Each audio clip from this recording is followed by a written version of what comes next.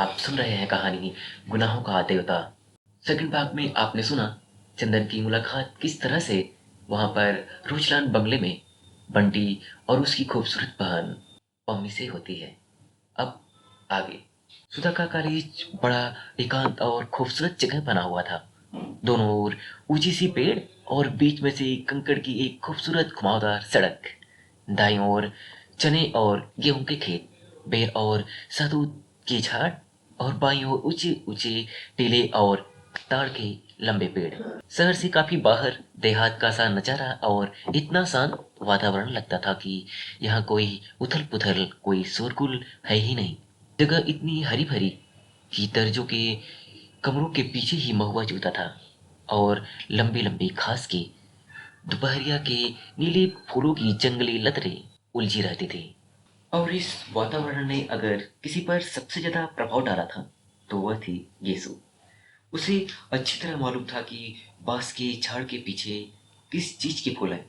पुराने पीपल के गिरोह की लता चढ़ी है और करौंदे के झाड़ के पीछे एक शाही की मांद है।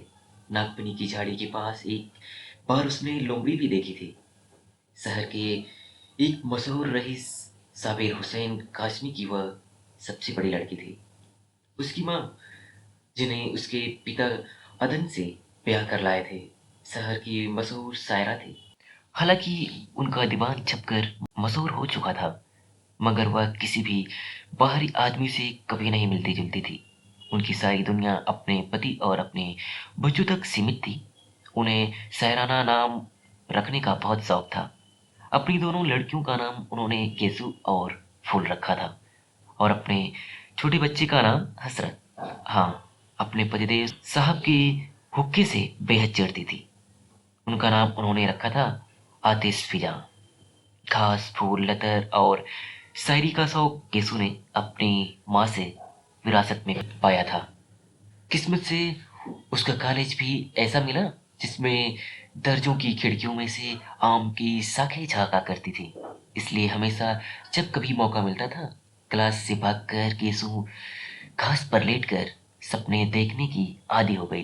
क्लास के इस महापरिष्क्रमण और उसके बाद लताओं की छांव में जाकर ध्यान योग की साधना में उसकी एकमात्र साथनी थी सुधा। आम की घनी छांव में हरी भरी धूप में दोनों सिर के नीचे हाथ रखकर लेट रहती और दुनिया भर की बातें करती। बातों में छोटी से छोटी और बड़ी से बड़ी किस तरह की बातें करती थी, यह वह समझ सकता है जिसने कभी अभिन्न सहेलियों की एकांत वार्ता सुनी हो। गालिब की शायरी से लेकर उनके छोटे भाई हसरत ने एक कुत्ते को पिल्ला पाला है, यह गीसु सुनाया करती थी। और शरत के उपन्यासों से लेकर यह कि उसकी मलिन ने गिरट का कड़ा बनाया, यह सुधा बताया करती थी। दोनों अपने अपने मन की बातें एक दूसरे को बता डालते थे, और जितना भावुक प्यार अनजान और सुकुमार दोनों का मन था, उतनी ही भावुक और सुकुमार दोनों की बातें। हाँ, भावुक सुकुमार दोनों ही थी, लेकिन दोनों में एक अंतर था। गेसु शायर होते हुए भी दुनिया की थी, और सुधा शायर न होते हुए भी कल्पना लोक की थी। गेसु अगर झाड़ियों में से एक फूल चुनती तो उन्हें सूंघती, उन्हें अपनी चोटी में सजाती, और उन पर चंद शेर कहने के बाद भी उन्हें माला में पिरोकर अपनी कलाई में लपेट लेती। सुधा सुधा लताओं के बीच सिर रख कर लेट जाती और निर्निमेष पलकों से फूलों को देखती रहती, और आंखों से न जाने क्या पीकर उन्हें उन्हीं की डालों पर फूलता हुआ छोड़ देती। यीशु हर चीज का उचित इस्तेमाल जानती थी। किसी भी चीज को पसंद करने या प्यार करने के बाद अब उसका क्या उपयोग है, क्रियात्मक यथार्थ जीवन में उसका क्या स्थान है, यह यीशु खूब समझती थी। लेकिन सुधा किसी भी फूल के जादू में बच जाना चाहती थी, उसी की कल्पना में डूब जाना चाहती थी। लेकिन उसके बाद सुधा को कुछ नहीं मालूम था। यीशु की कल्पना और भावुक सचमुचा शायरी में व्यक्त हो जाती थी, अतः उसकी जिंदगी में काफी व्यवहारिकता और यथार्थ था। लेकिन सुधा, जो शायरी लिख नहीं सकती थी, अपने स्वभाव और गठन में खुद ही एक मासूम शायरी बन गई थी। वह भी पिछले 2 सालों में तो सचमुच ही इतनी गंभीर, सुकुमार और भावनामयी बन गई थी कि लगता था कि सुर के गीतों से उसके व्यक्तित्व के रेशे बुन गए हैं। लड़कियां गेसु और सुधा इस स्वभाव और उसकी अभिन्नता से वाकिफ थी, और इसलिए जब आज सुधा की मोटर कार आकर साहिबान में रुकी और उसमें से सुधा और गेसु हाथ में फाइल लिए उतरी, तो कामने ने हंसकर प्रभा से कहा, लो, चंदा सूरज की जोड़ी आ गई। सुधा ने सुन लिया, मुस्कुराकर गेसु की ओर, फिर से कामनी और प्रभा की ओर देखकर हंस दे। सुधा बहुत कम बोलती थी, लेकिन उसकी हंसी उसे खुश मिजाज साबित कर रखा था, और सभी प्यारी थी। प्रभा ने आकर सुधा के गले में बाह डालकर कहा, ये सुबानो थोड़ी देर के लिए सुधा रानी को हमें दे दो, जरा कल के नोट सुधारने हैं। उनसे पूछकर गेसु हंसकर बोली, उसकी पापा से तय कर लो, फिर तू जिंदगी भर सुधा को पाल पोस, मुझे क्या करना।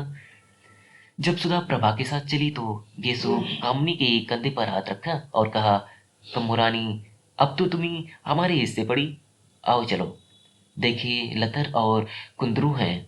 कुंदरू तो नहीं, अब चने का खेत हरिया आया है, कम्मो बोली। गृह विज्ञान का पीरियड था और मिस उमालकर पढ़ा रही थी। बीच की कतार की एक बेंच पर कामनी, प्रभा, गेसु और सुधा बैठी थी। हिस्सा बांट अभी तक कायम था, अतः कामनी के बगल में गेसु, गेसु के बगल में प्रभा, और प्रभा के बाद बेंच के कोने पर सुधा बैठी थी। मिस उमालकर रोगियों के खान पान के बारे में समझा रही थी।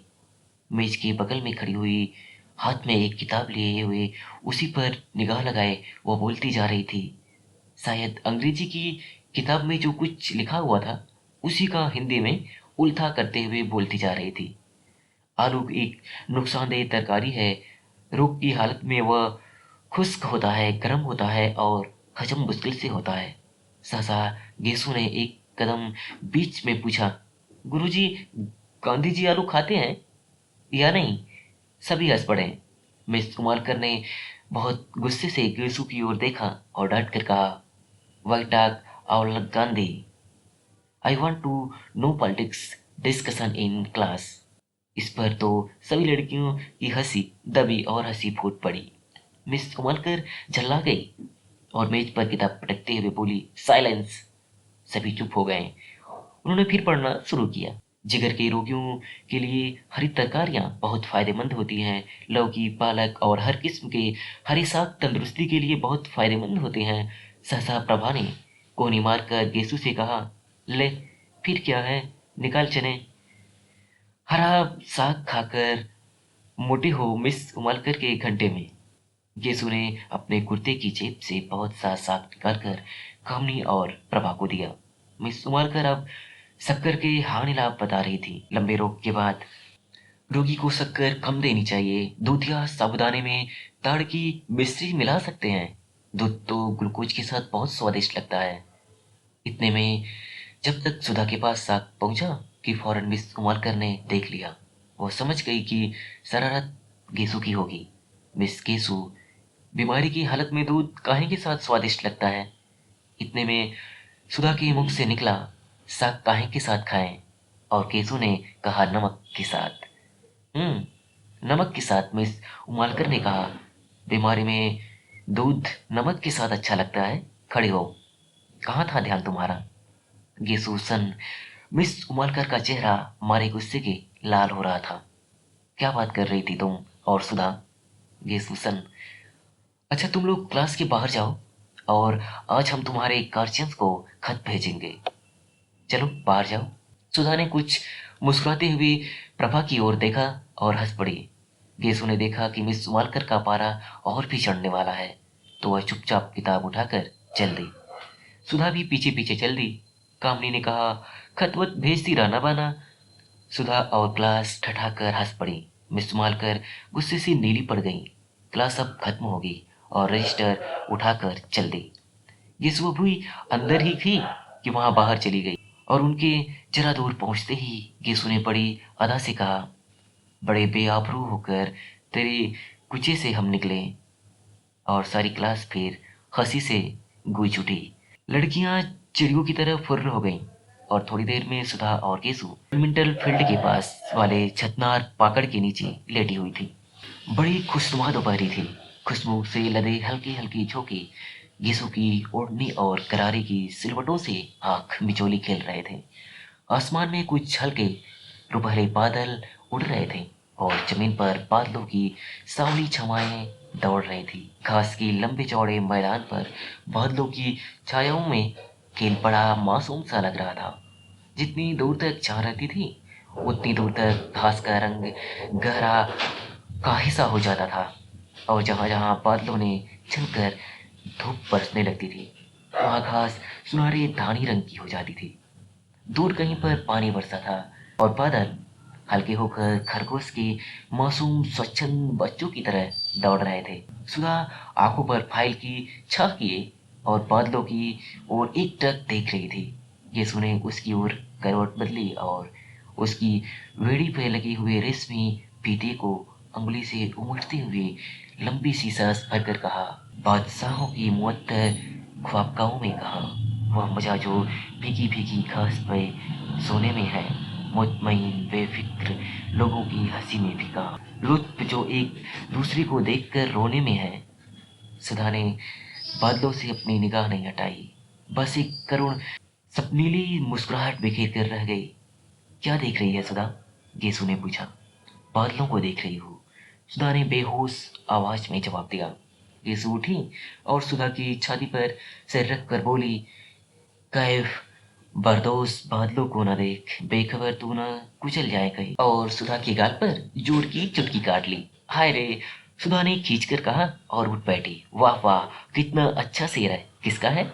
पता नहीं किसका है, गेसु बोली, लेकिन बहुत सच है सुधी। आसमां के बादलों के दामन में अपने ख्वाब ताक लेना और उनके सहारे जिंदगी बसर करने का ख्याल है तो बड़ा नाजुक मगर रानी बड़ा खतरनाक भी है। आदमी बड़ी ठोकरें खाता है, इससे तो अच्छा है कि आदमी की नाजुक ख्याली से साबिका ही ना पड़े। खाते पीते हंसते बोलते आदमी की जिंदगी कट जाए। सुधा ने अपना आंचल ठीक किया और लटों में से घास के तिनके निकालते हुए कहा, गेसु, अगर हम लोगों को भी शादी ब्याह के झंझट में न फंसना पड़े और इसी तरह दिन कटते जाए तो कितना मजा आए। हंसते बोलते पढ़ते लिखते घास में लेट कर बादलों से प्यार करते हुए कितना अच्छा लगता है। लेकिन हम लड़कियों की जिंदगी भी क्या, मैं तो सोचती हूँ कि इसको कभी ब्याह ही नहीं करूँ। हमारे पापा का ध्यान कौन रखेगा? यीशु थोड़ी देर तक सुधा की आंखों में आंखें डालकर शरारत भरी निगाहों से देखती हुई मुस्कुरा कर बोली, अरे अब ऐसी बोली नहीं हो रानी तुम। ये सब आप ये उठान और ब्याह नहीं करेंगी, जोगन बनेंगी। अच्छा, चल हट, बेशरम कहेंगी। खुद ब्याह करने की ठान चुकी है तो दुनिया भर को क्यों तोहमत लगाती है? मैं तो ठान चुकी हूँ, मेरा क्या। फिक्र तो तुम लोगों की है कि ब्याह नहीं होता तो लेट कर बादल देखती हैं, गेसु ने मचलते हुए कहा। अच्छा अच्छा, गेसु की ओढ़नी खींचकर सिर के नीचे रखकर सुधा ने कहा, क्या हाल है तेरे अख्तर मियाँ का? मंगनी कब होगी तेरी? मंगनी क्या किसी भी दिन हो जाए, बस फूफी जान ने यहाँ आने भर की कसर है। वैसे अम्मी तो फूल की बात उनसे चला रही थी, पर उन्होंने मेरे लिए इरादा जाहिर किया। बड़े अच्छे हैं, आते हैं तो घर पर रोशनी छा जाती है। गेसु ने बहुत भोलेपन से गोद में सुधा का हाथ रखकर उसकी उंगलियां चिटकाते हुए कहा, वे तो तेरी चचा जात भाई है ना? तुझसे तो पहले उनसे बोलचाल रही होगी? सुधा ने पूछा। हाँ हाँ, खूब अच्छी तरह से। मौलवी साहब हम लोगों को साथ साथ पढ़ाते थे और जब तक दोनों सबक भूल जाते थे तो एक दूसरे का कान पकड़कर साथ साथ उठते बैठते थे। गेसु कुछ छेपते हुए बोली। सुधा हंस पड़ी। वाह रे, प्रेम की इतनी विचित्र शुरुआत मैंने कहीं नहीं सुनी। तो अब तुम लोग एक दूसरे का कान पकड़ने के लिए अपने आप सबक भूल जाते होगे? नहीं जी, एक बार फिर पढ़कर कौन सबक भूलता है। और एक बार सबक याद होने के बाद जानते हो इश्क में क्या होता है? मकतबे इश्क में एक ढंग निराला देखा, उसको छुट्टी ना मिली जिसको सबक याद हुआ। खैर, ये सब बात जाने दे सुधा, अब तू कब ब्याह करेगी? जल्दी ही करूंगी, सुधा बोली। किससे? तुझसे। और दोनों खिलखिलाकर हंस पड़ी। बादल हट गए थे। पाकड़ की छां को चीरते हुए एक सुनहली रोशनी का तार छिलमिला उठा। हंसते वक्त यीशु के कान के टाप चमक उठे और सुधा का ध्यान उधर खींच गया। ये कब बनवाया तूने? बनवाया नहीं तो उन्होंने दिए होंगे। क्यों? यीशु ने शर्माकर सिर हिला दिया। सुधा ने उठकर हाथ से छूते हुए कहा, कितने सुंदर कमल है। वाह! क्यों यीशु, तूने सचमुच कमल देखे हैं? ना, मैंने देखे हैं। कहाँ? असल में 5-6 साल पहले तक मैं गांव में रहती थी ना। उच्चाहार के पास एक गांव में मेरी बुआ रहती है ना। बचपन से मैं उन्हीं के पास रहती थी। पढ़ाई की शुरुआत मैंने वहीं की। 7वीं तक वहीं पढ़ी। तो वहाँ मेरे स्कूल के पीछे पोखरे में बहुत से कमल थे। रोज शाम को मैं भाग जाती थी और तालाब में घुसकर कमल तोड़ती और घर से बुआ एक लंबा सा सोटा लेकर गालियाँ देती हुई आती मुझे पकड़ने के लिए। जहाँ वह किनारे पर पहुँचती तो मैं कहती, अभी डूब जाएंगे बुआ, अभी डूबे। तो बहुत रबड़ी मलाई की लालच देकर वह मिन्नत करती, निकल आओ। तो मैं निकलती थी। तुमने तो कभी नहीं देखा होगा हमारी बुआ को ना। तूने कभी दिखाया ही नहीं। इधर बहुत दिनों से आई ही नहीं। आएंगी तो दिखाऊंगी तुझे। और उनकी एक लड़की है, बड़ी प्यारी, बहुत मजे की है। उसे देखकर तुम उसे बहुत प्यार करोगी। वो तो अब यही आने वाली है, अब यही पढ़ेगी। किस दर्जे में पढ़ती है? प्राइवेट बिरसू में बैठेगी इस साल। खूब गोल मटोल और हंसमुख है, सुधा बोली। इतने में घंटा बोला और गेसु ने सुधा के पैर के नीचे दबी हुई अपनी ओढ़नी खींची। अरे, आखिरी घंटे में जाकर क्या पढ़ोगी? हाजिरी कट ही गई। अब बैठो, यही बातचीत करें, आराम करें, सुधा ने अलसाए स्वर में कहा और खड़ी होकर एक बदमाती हुई अंगड़ाई ली। गेसु ने कहा, अरहौसी अंगड़ाई न लिया करो। इससे लोग समझ जाते हैं कि अब बचपन करवट बदल रहा है। धत! बेहद झेपकर और फाइल में मुंह छिपाकर सुधा बोली, लो, तुम मजाक समझती हो? एक शायर ने तुम्हारी अंगड़ाई के लिए कहा है, कौन ये ले रहा है अंगड़ाई, आसमानों को नींद आती है। वाह! सुधा बोली। अच्छा गेसु, आज बहुत से शेर सुनाओ, सुनो। एक हिदायतें गिरी है ख्वाबे कायरात, डूबते जाते हैं तारे, भीगती जाती है रात। पहली लाइन की क्या मतलब है? सुधा ने पूछा। हिदायतें गिरी के माने है अंधेरे की चादर और ख्वाबे कायनात के माने है जिंदगी का सपना। वाह, कितना अच्छा है। अंधकार की चादर है, जीवन का स्वप्न है। तारे डूबते जाते हैं, रात भीगती जाती है। गेसु, उर्दू की शायरी बहुत अच्छी है। तू खुद उर्दू क्यों नहीं पढ़ लेती? गेसु ने कहा, चाहती तो बहुत हूँ पर निभ नहीं पाता। किसी दिन शाम को आओ, सुधा तो अम्मी जान से तुझे शेर सुनवाए। यह ले, तेरी मोटर आ गई। सुधा उठी, अपनी फाइल उठाई। केसु ने अपनी ओढ़नी झाड़ी और आगे चली। पास आकर उचक कर उसने प्रिंसिपल का रूम देखा, वह खाली था। उसने दाई को खबर दी और मोटर पर बैठ गई। गेसु बाहर खड़ी थी। चल तू भी। नहीं, मैं गाड़ी पर चली जाऊंगी। अरे चलो, गाड़ी 4:30 बजे जाएगी। अभी घंटा भर है। घर पर चाय पियेंगे, फिर मोटर पहुंचा देंगी। जब तक पापा नहीं है तब तक जितना चाहे कार घिसो। गेसु भी आ बैठी और कार चल दी।